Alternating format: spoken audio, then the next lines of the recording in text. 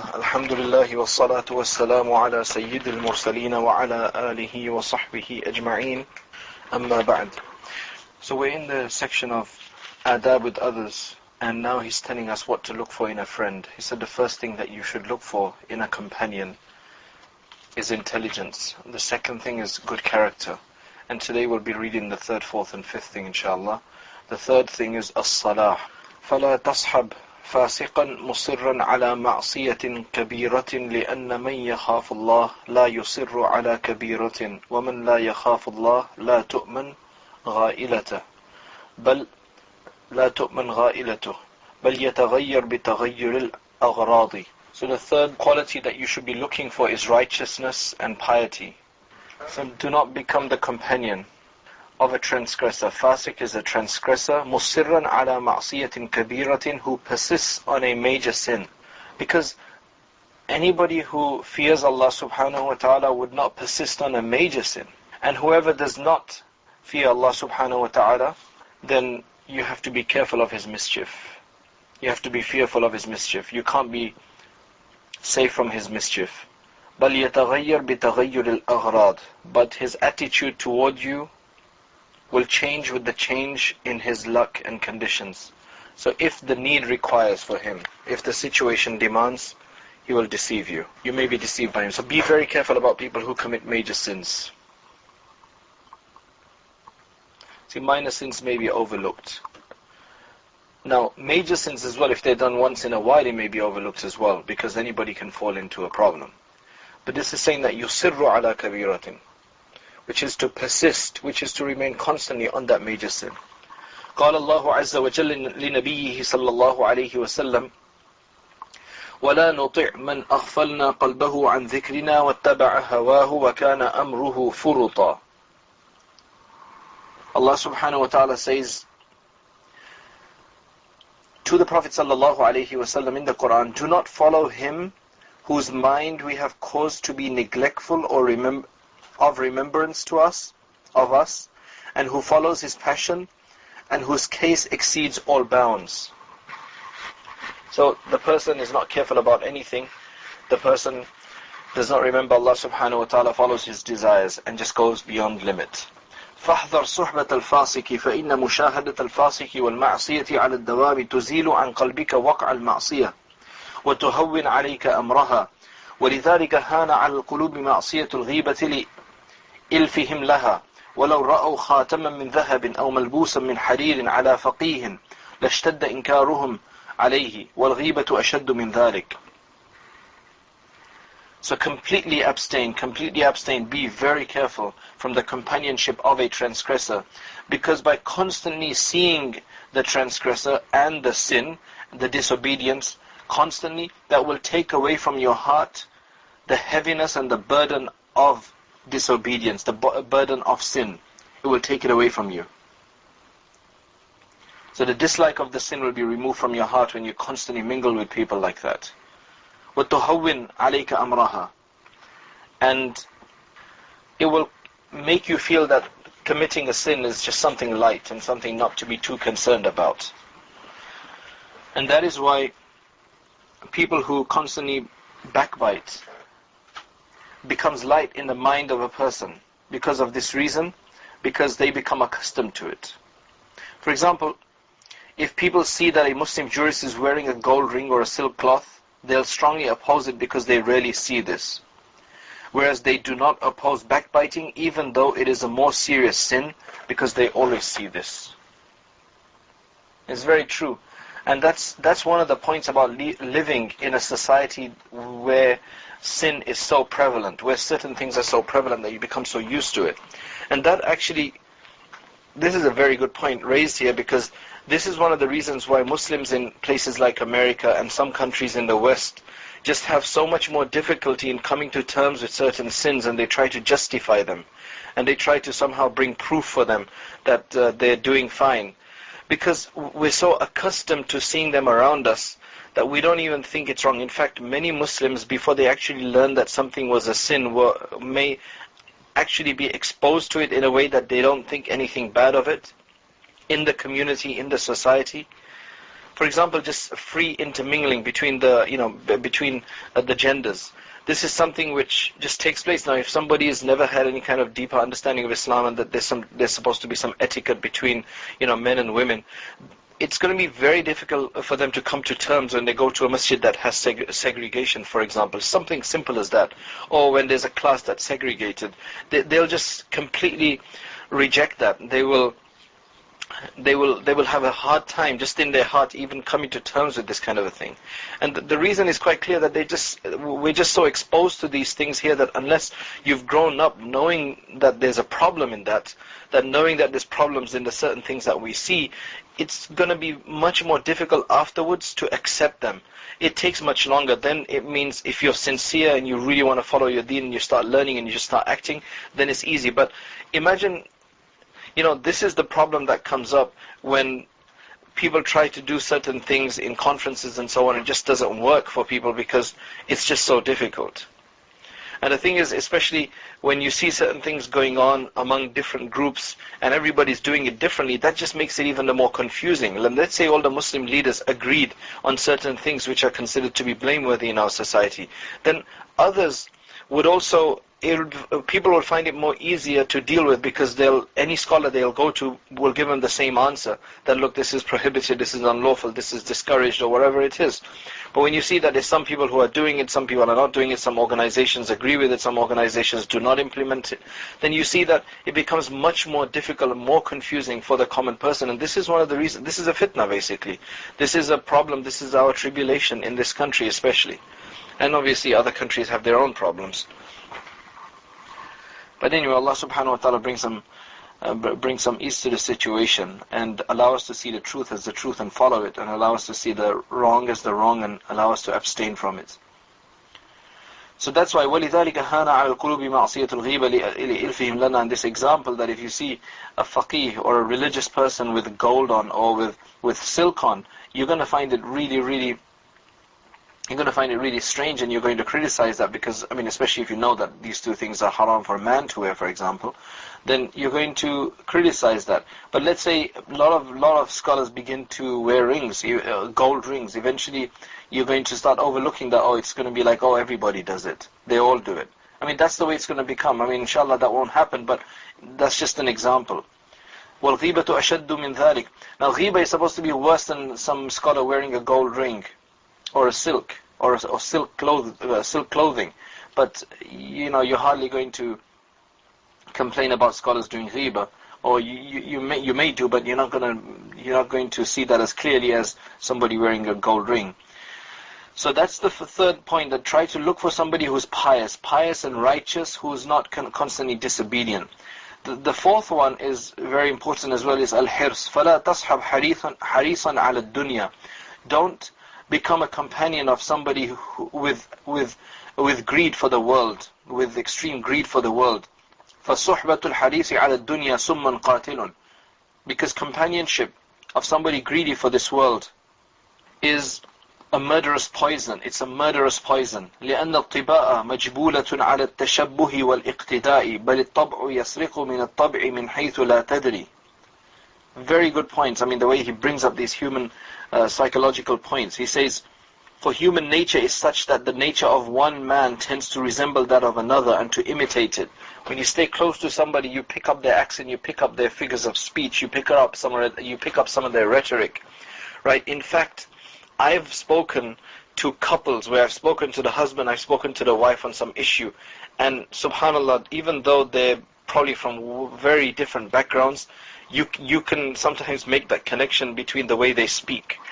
Right? Even though they're from different backgrounds, their original language, their first language of speech may be completely something different, but the way they'll speak English, for example, or some of the expressions that they'll have will be very same.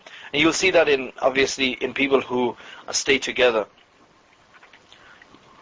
You begin to copy. In fact, I remember that much earlier on, a number of years ago, I had a friend in the madrasa. We used to get along because we were from the same city, and mashallah, we used to sit together in school, and we knew our work, and we were able to get along together.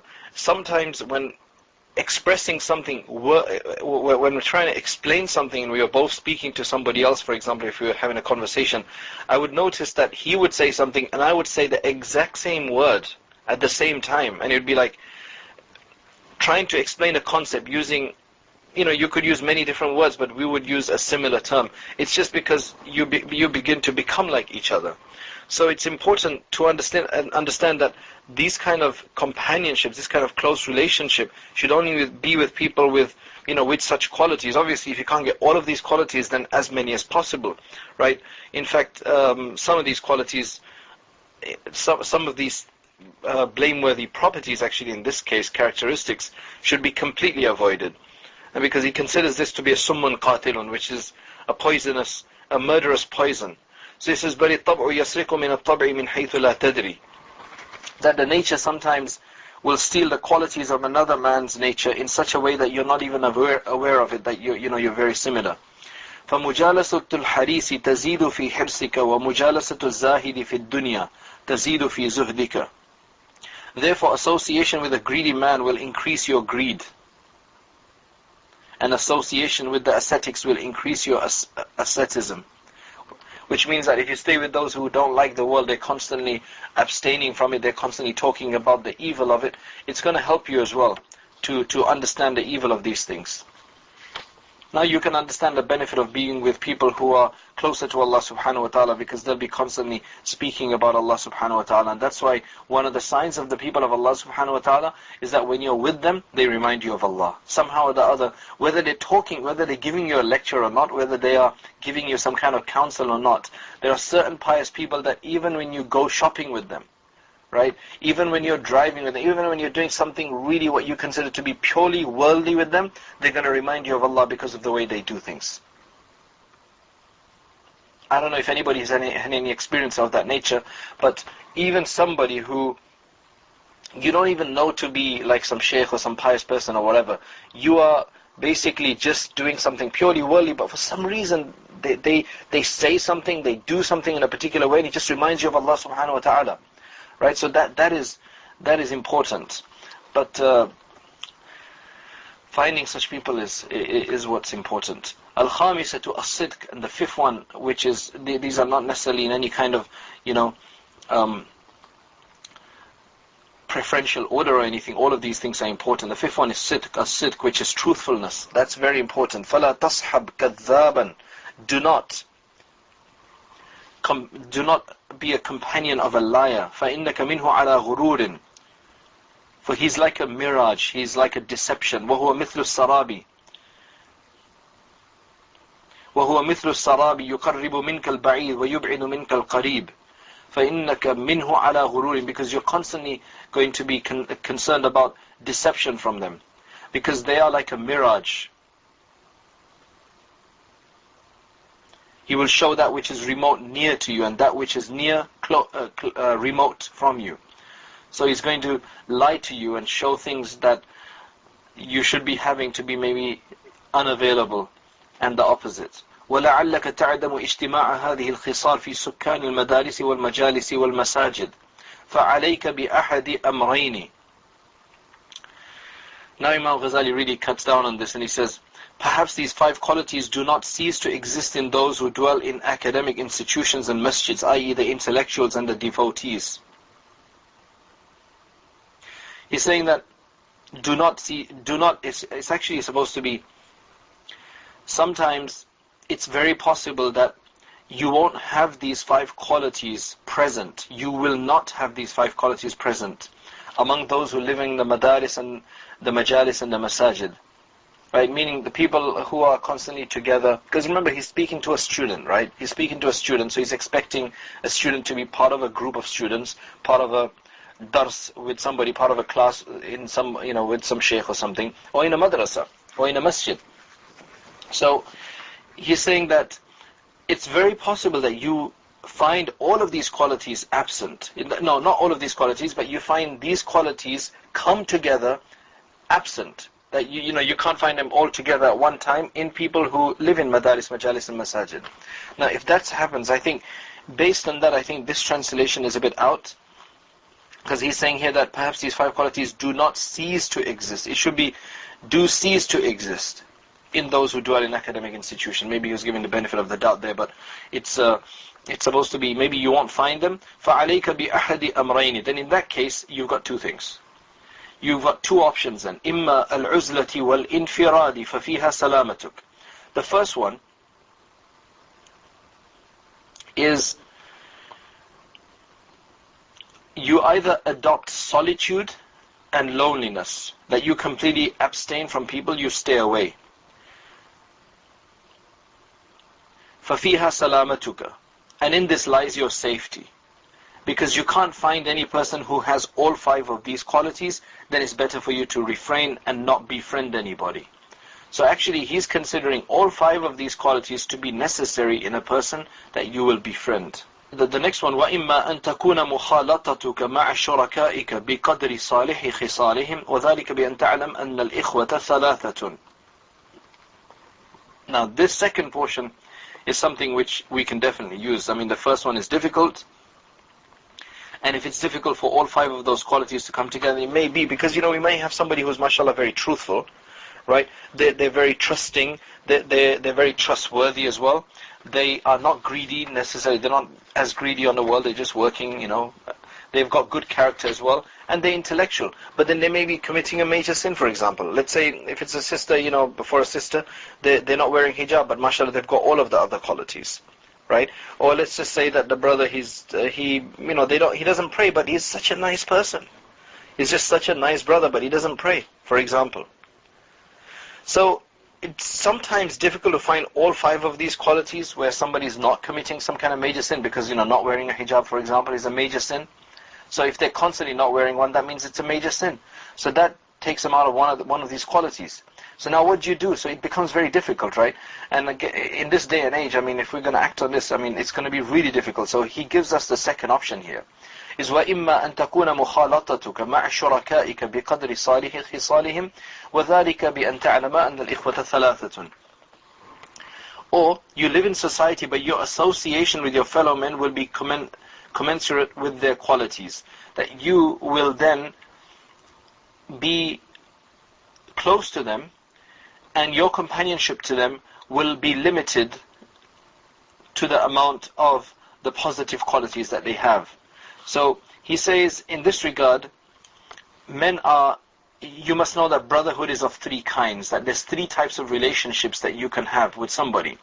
Number 1 is أَخٌ لِآخِرَتِكَ فَلَا تُرَاعِي فِيهِ إِلَّا الدِّينِ وَأَخٌ لِلدُّنْيَاكَ فَلَا تُرَاعِي فِيهِ إِلَّا الْخُلُقُ الْحَسَنِ وَأَخٌ لِتَسْتَأْنِسَ بِهِ فَلَا تُرَاعِي فِيهِ إِلَّا السَّلَامَةَ مِنْ خُبْثِهِ وَشَرِّهِ.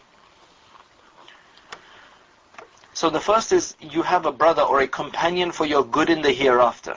So you're looking for somebody who's supposed to be good for you in the hereafter, so that you will observe in him only the religious quality. So in that case, you're only looking for religious quality in that person, and that's what you're going to benefit with him. And now, obviously, you find some scholar, you find somebody who's more pious than you or whatever, and you find that this person benefits you in terms of the hereafter, but you don't like their other attitude, then at least you can benefit from them in that regard. Because, we're going to have to pick and choose here. We're going to have to take to the best of our ability. The next one, a brother is for your good in this world. So that's another one. So that you will observe in him only good character. For just to go out with, go places with, maybe, just speak to once in a while, then you need good character at least in that regard. A brother is a sociable companion. A brother for this world, basically. Now, in this case, you must avoid this evil, disturbance, and wickedness, because if there's somebody that you want to earn the world with, where you have to fulfill your worldly requirements with, then make sure that there's no deception, make sure that there's no evil character there, which is going to just cause more of a problem for you. Now, it says, وَالنَّاثُ. So the third one was, وَأَخٌ لِتَسْتَأْنِسَ بِهِ, just somebody that you want to get along with, you want to hang out with, as they say. Obviously, not in a negative sense, and not in a sense that will create a problem. وَالنَّاسُ ثَلَاثَةٌ. There are 3 types of people, or people are of 3 categories. أَحَدُهُمْ مَثَلُهُ مَثَلُ الْغِذَاءِ لَا يُسْتَغْنَى عَنْهُ وَالْآخَرُ مَثَلُهُ مَثَلُ الدَّوَاءِ يُحْتَاجُ إِلَيْهِ فِي وَقْتٍ دُونَ وَقْتٍ وَالثَّالِث مَثَلُهُ مَثَلُ الدَّاءِ لَا يُحْتَاجُ إِلَيْهِ قَطُّ. Now, people are of three categories, and basically what he's telling us here to do is to be selective in what we do and with whom we do it, and that we can have various different acquaintances and friends and associates to do different things with, and you don't have to necessarily do everything with one single person. Of course, if you find that one person to be comprehensive, then that's fine, a comprehensive personality.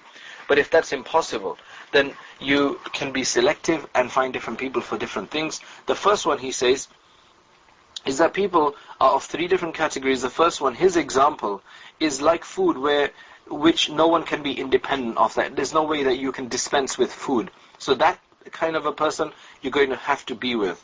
The second type of person is like medicine, which is not always needed, but is used when required. That's the example of the second kind of person, that sometimes you may need to employ their assistance or their companionship or talk to them to get something done. وَالثَّالِث مَثَلُهُ مَثَلُ الدَّاءِ لَا يُحْتَاجُ إِلَيْهِ قَطُّ. And the third one, obviously, is like a disease, which is never needed, which is not something ever welcome, but with which man is sometimes afflicted. Then you have to deal with that situation. So what it's trying to say is that sometimes you may just need somebody to help you out. Sometimes you don't have to have a deep relationship. You don't have to force yourself to have a deep relationship with such a person. But you could just get together when it's required. For example, you need a ride with somebody or something. And again, this is not trying to say that you need to be selfish or that you're being deceptive or something like that. This is just to say that, for example, sometimes we're going to have friends who we maybe go class together with, but we don't hang out together, because we're just not close enough in that regard. So that's fine. These three categories, they relate to the other categories, but they're not. I don't think they're parallel, because the three categories of brotherhood, I think these three categories will work in each one of those three categories of brotherhood. For example, if you take that some people, they are like food where you have to be with them. The second ones are like medicine where you need them sometimes. And the third are like diseases. Well, in terms of, let's say that you have a certain person can he be a companion to you for the hereafter? Can he be a religious companion to you? So some people you're going to have to be with because, mashallah, they are just like that. The second are such people which you may need to use, which you may need to be with. And the third are you need to just completely abstain from them in terms of benefiting for the hereafter, because they're not going to let you benefit. Likewise, the world. There's certain people for worldly things you're going to have to, the akhun ad-dunya, you're going to have them with you. There's others who you might need sometimes, and there's the third type of people who you don't want to deal with at all. And likewise, there's certain people who will just be for your companionship. لِتَسْتَأْنِسَ بِهِ. Again, there's certain people which you really need to have close to you, and there's some people which you could have, and there's some people which you should not have. So I think each one of these three categories can work in each one of those other categories in a sub kind of way. وَلَكِنَّ الْعَبْدِ قَدْ يُبْتَلَى بِهِ وَهُوَ الَّذِي لَا أُنْسَ فِيهِ. So the third one is like the disease, which you're never in need of, but sometimes you are afflicted with it. And who's that kind of a person?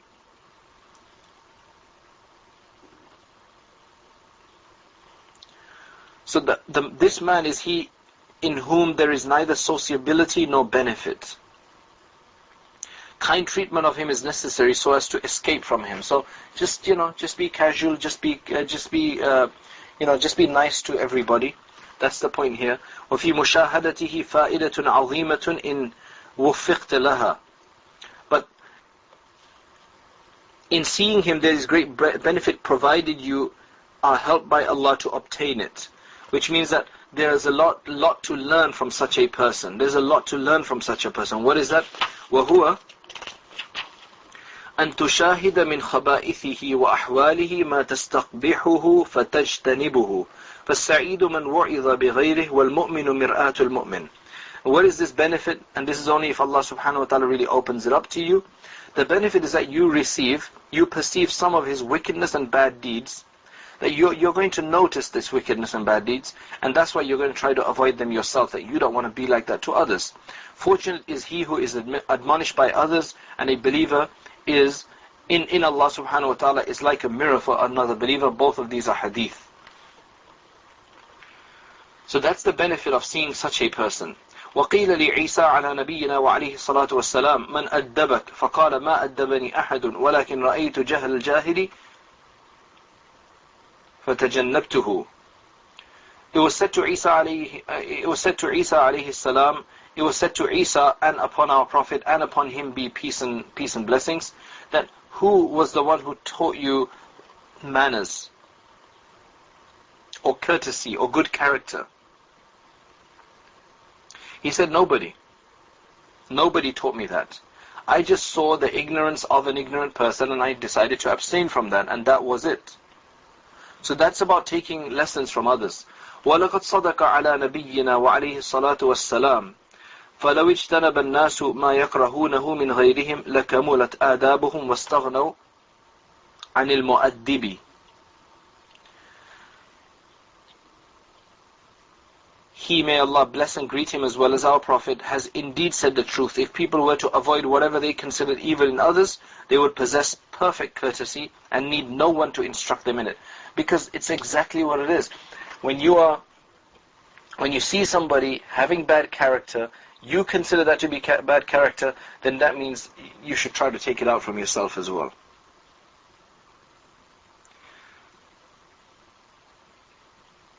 So anyway, this ends the first responsibility that we have. If you go back a few pages,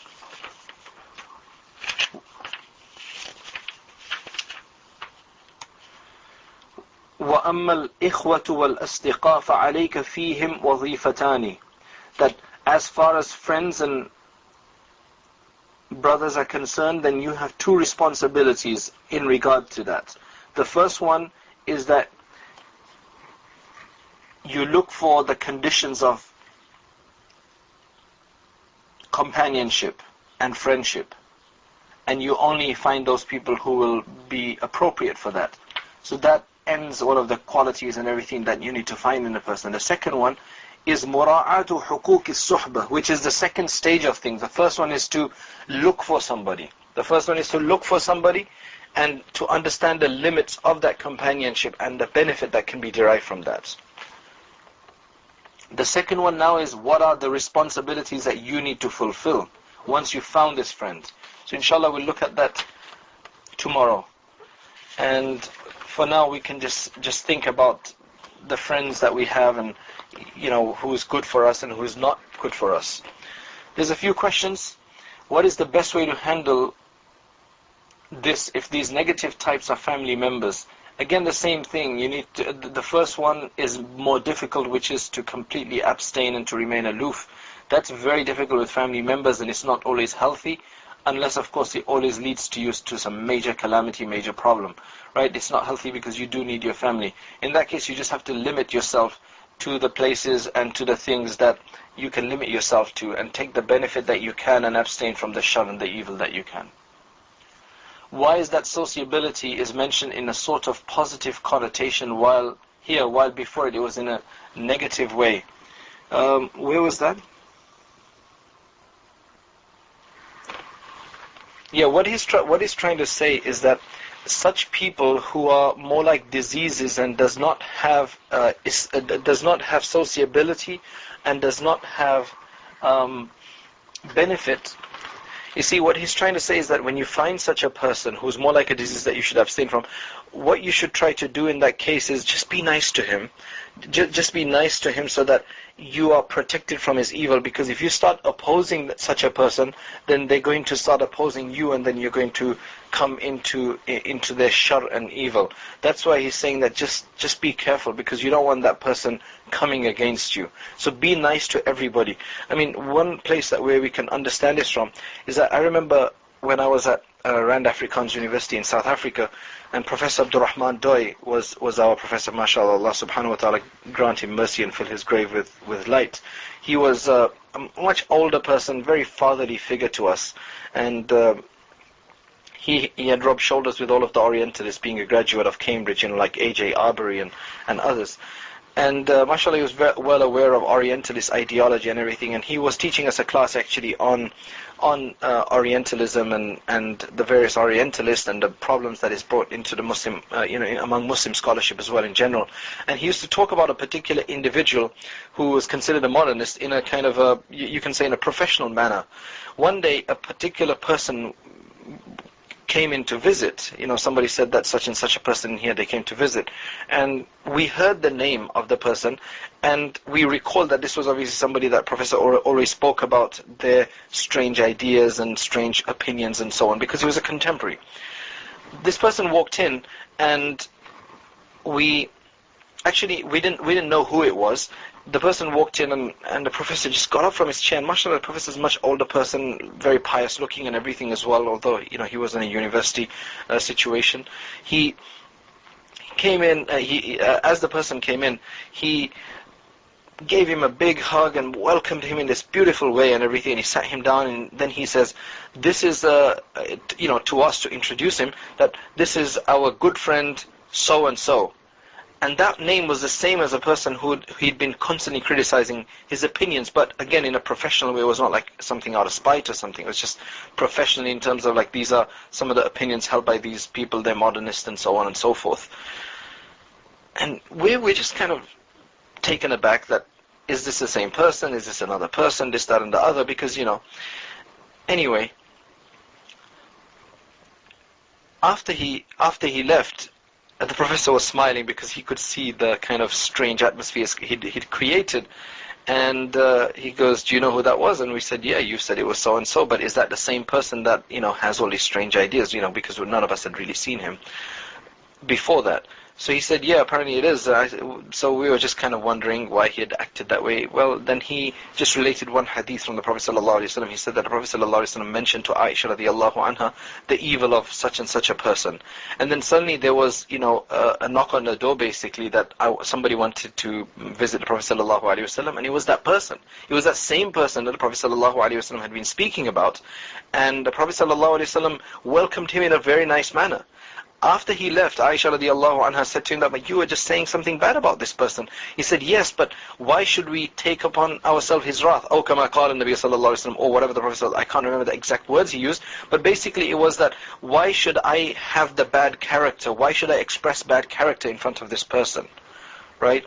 So the point is that even though there's a bad person who can afflict you in the wrong way, there's no point getting on the wrong side of them. Right? Unless there's some way you can actually correct them. There's no point getting on the wrong side of them and then becoming prey to their shar and their evil. So I think this is what it is, that basically, exactly, yattaqi sharra. You're doing this to abstain from their bad habits. This man is he in whom there is nice, yeah, exactly. Kind treatment is necessary if he doesn't possess one of the above qualities. Kind treatment, yeah, it's just, you have to be nice to everybody, but you can, what the other parts was telling us is who you can get closer to, who you can be more of a companion to. Just being nice to somebody does not mean that you have to be their companion. You have to be nice to everybody, but you don't have to make them some kind of intimate companion to yourself. And again, those who you make your intimate companions, according to Imam Ghazali's second suggestion, is that you make them in that partial, in that limited amount that is required and that they are appropriate for. So if somebody is appropriate for a companionship in the sense of association to gain some dunyawi benefit, and that's the best person to be with, then be with that person for that only. Right? That's not the person you should have as a complete, all-round, intimate friend that is going to benefit you in one way, but is going to harm you in another way because maybe they're irreligious or something of that nature. That we're openly trying to show them a good face, because there's no point trying to be bad to a person unless you're showing displeasure at what they're doing. You're showing displeasure. And again, they're not necessarily committing that wrong at that point in time. If they're committing a wrong and then you're still smiling at them, that's a problem. What he's talking about here is that the person had come just to visit the Prophet ﷺ for some other reason. There's no point in showing that bad thing to him because maybe the person was not being bad at that moment. But obviously if the person is expressing something bad or doing something bad, then you have to show your disapproval. Then the other hadith kicks in, which is that physically change it, otherwise at least verbally change it, otherwise at least think bad of it in your heart. So you have to understand that there's some lines between all of these. In order to make sure that we have good friends, it is appropriate to keep an eye out for their bad habits. You see, that will come in the second section as to what is the responsibility of having good friends.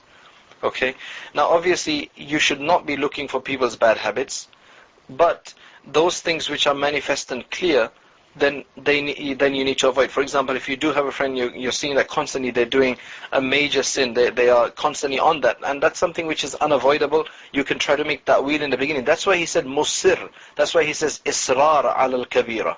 He didn't say just doing a kabira once in a while, but he says israr al-kabira. You're seeing that this person is constantly committing a major sin.